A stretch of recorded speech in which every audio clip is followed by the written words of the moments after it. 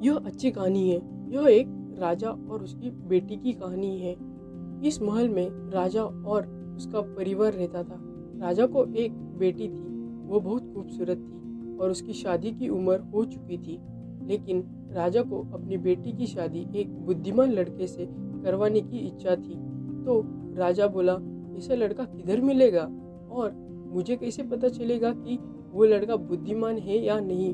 फिर अचानक से राजा को विचार आया कि वो एक प्रतियोगी परीक्षा रखेगा, यूपीएससी एमपीएससी जैसी, और जो भी इस परीक्षा को उत्तीर्ण करेगा उस लड़के के साथ मैं मेरी बेटी की शादी करवा दूंगा। 4-5 लाख लड़कों ने परीक्षा के लिए अप्लाई किया।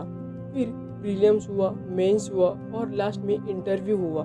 लेकिन इंटरव्यू होने के बाद सिर्फ 3 लड़के सिलेक्ट हो गए और वो तीनों भी इक्वली बुद्धिमान थे।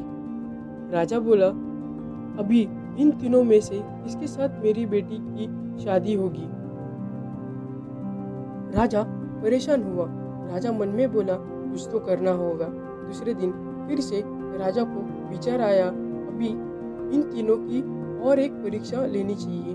वो परीक्षा कैसी होने वाली है उन तीनों को बताना चाहिए। फिर राजा ने उन तीनों लड़कों से कहा, परीक्षा सरल और आसान है। तुम तीनों को सेपरेट रूम में बंद किया जाएगा और बाहर से दरवाजे की कुंडी लगाई जाएगी और एक ही रास्ता है रूम से बाहर आने के लिए। जो भी रूम के बाहर आएगा उसकी मेरी बेटी के साथ शादी होगी।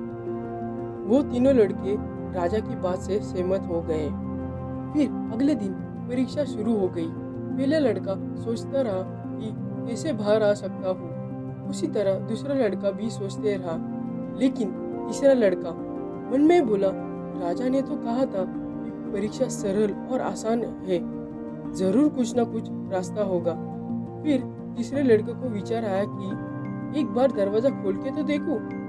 फिर उसने वही किया, दरवाजे के पास गया और दरवाजा को धक्का दिया और दरवाजा खुल गया, क्योंकि बाहर से दरवाजे की कुंडी लगी नहीं थी। पहले 2 लड़के ने कोशिश ही नहीं की दरवाजा खोलने की, इसलिए वो दोनों फेल हो गए। सिर्फ तीसरा लड़का ही इस परीक्षा में पास हो गया। आखिरकार तीसरे लड़के से राजा ने अपनी बेटी की शादी करवाने का निर्णय लिया।